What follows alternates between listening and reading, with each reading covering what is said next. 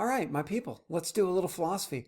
Today we're going to do a little more philosophy of religion. We're going to focus on the problem of evil, and to do it, we're going to examine a little snippet of a video from Dr. William Lane Craig. The snippet comes from a longer video in which he's doing a presentation on the entire problem of evil, but here he's focused on answering the question, why doesn't God give us the reasons that justify the suffering he allows in the world? The first reason I wanted to analyze this argument was because it goes really, really well with this video that I just put out. Craig uses the same example here that he did there, and it illustrates something really interesting and important about his argument. Second, when I was watching it, a whole bunch of zany examples rushed into my head, and I figured I might as well try them out and see if they're helpful in explaining or illustrating some of the strengths or weaknesses of the argument. If you've watched my videos before, then you know how this goes. If not, here's how it pretty much works. We'll watch the video from Craig, identify the premises and conclusions to his argument, make sure we flesh out the argument so we're being fair, then we'll evaluate the argument. The evaluation portion of today's programming is the part where it might get a little zany. If it fails completely, you won't see this because I won't post it.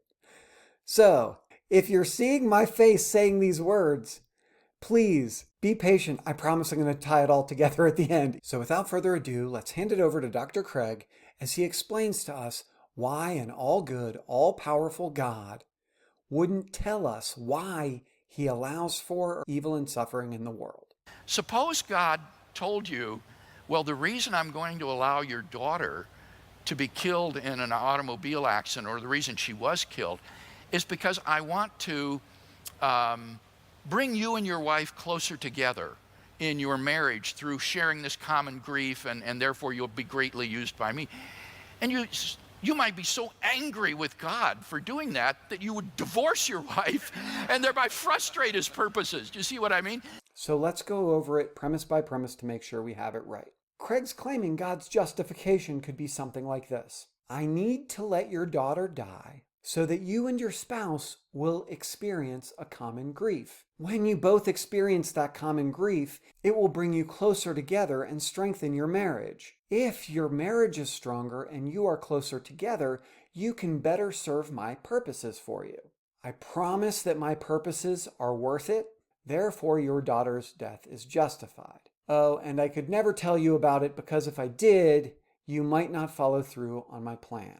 Now, before I talk about how really, really crazy this argument seems to me and put it in an example that I think illustrates how crazy it is, we want to make sure we give it a little bit of the benefit of the doubt. There are a ton of folks who are going to argue, I know it seems like a lot to sacrifice a daughter to strengthen a marriage, but this life is temporal and short-lived. Heaven will be eternal reward, complete and total union with God, perfection, love.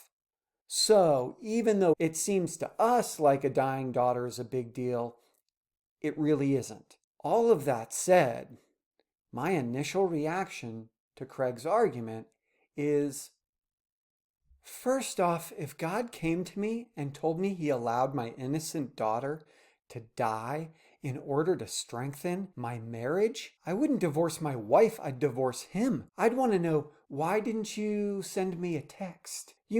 Suggest marriage counseling. Give me a vision. Skywriting. You should know exactly what would compel me to work harder on my marriage, be more present, figure out my wife's love languages, whatever. And if you made me so unbelievably stubborn and stupid that it would require killing my daughter, then my wife and I would be absolutely of no use to you because I'm a moron.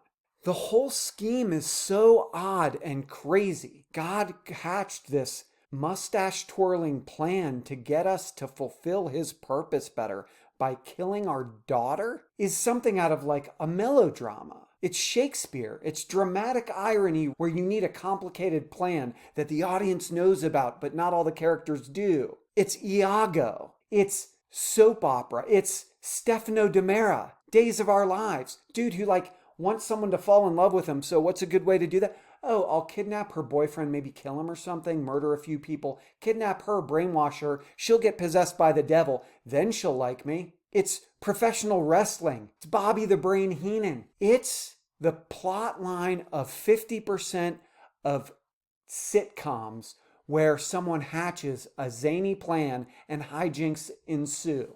Oh, it's like the Brady Bunch.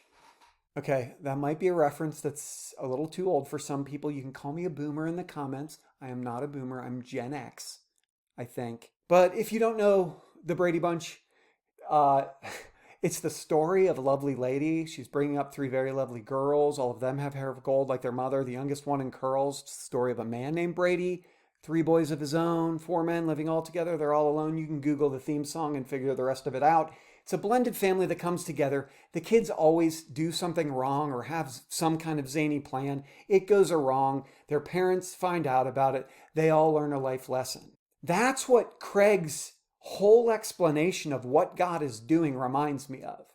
Like Cindy, the youngest girl, Brady, the one with curls, would like overhear her mom and dad on the phone. She overhears Carol on the phone, and Carol's like, I just can't do this anymore, Mike. We're going to have to stop. And she assumes they're getting a divorce, but really they're just talking about like quitting their canasta club or going to swing parties.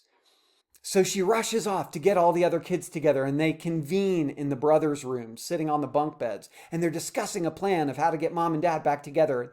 And they're going to convince them to go to the spot where they fell in love. But unbeknownst to them, all of the kids will be waiting, and they'll be romantic, and they'll jump out in like sequined jumpsuits and sing a song that's choreographed. Mom and dad will be like, what's going on? They'll explain they thought they were getting a divorce, and they'll be like, no, we weren't getting a divorce. We just didn't want to go to any more key parties, and everybody will be happy.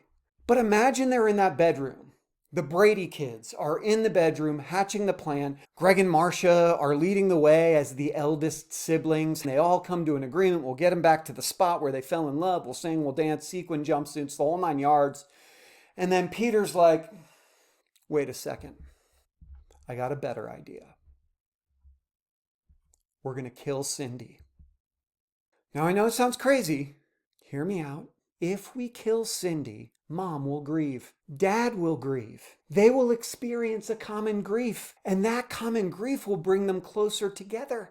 Their being closer together fulfills our plan of having a strong, stable family. They will never be able to leave each other then, and they'll value and appreciate each and every one of us even more because Cindy's gone. It totally makes the plan worth it. Cindy, I'm sorry, but your death will be justified. And Bobby, shut the hell up. If you say a word, we can't tell them a thing about this or it'll backfire, because if they know what's going on, it'll never work. I told you it was going to get a little zany. But I think the argument works. And the reason it works is Bizarro world, crazy, insane, sociopathic Peter Brady gave the exact same justification for the death of a child that Craig did. Now, there are some important differences, and some of those differences get back to the anticipated objections I mentioned earlier. First, this argument is coming from an insane sociopath, a fictionalized sociopathic version of a fictional character who was probably smarting a little bit from the death of his mother and his dad's hasty remarriage. But that makes it worse for Craig, not better, because we see how horrible this argument is, and we see it as still being ridiculous coming from an evil, ridiculous fictional character. God's supposed to be all good, all-knowing, all-powerful, all-loving, omnipresent, creator of the universe. We expect more from him. And if we go back to that anticipated objection of, well, I know it seems like the death of the child is a big deal now, but we're talking about eternal reward. That makes it worth it. Well, only part of what makes Peter Brady's argument crazy is that he's doing all of this to bring his parents together. What makes it more crazy is that he's doing all of this for any reason at all, because there are better ways to get it done. And if we can find better ways for a teenage psychopath to get it done, we ought to be able to see all of the better ways that God could get it done. He could have done it with a text message or skywriting.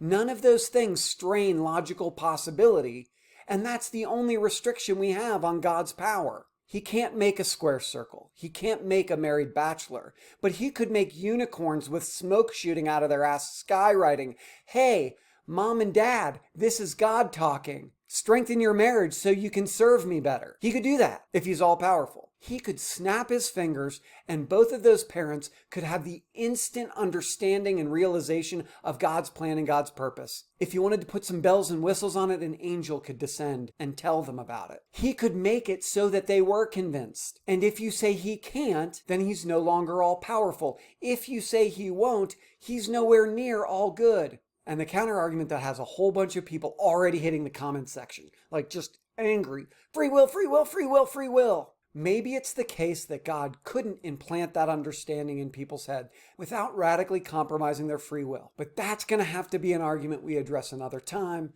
because it deserves its own video. But until then, I will see you in the comments section. I'm really excited to see what sort of discussion a bananas example like this will inspire. So hit the comments section hard. Please be civil in the discussion. Treat yourself and everybody else with dignity and respect. Attack ideas, not people. If you have to insult someone, insult me. Thanks so much for the time. Bye.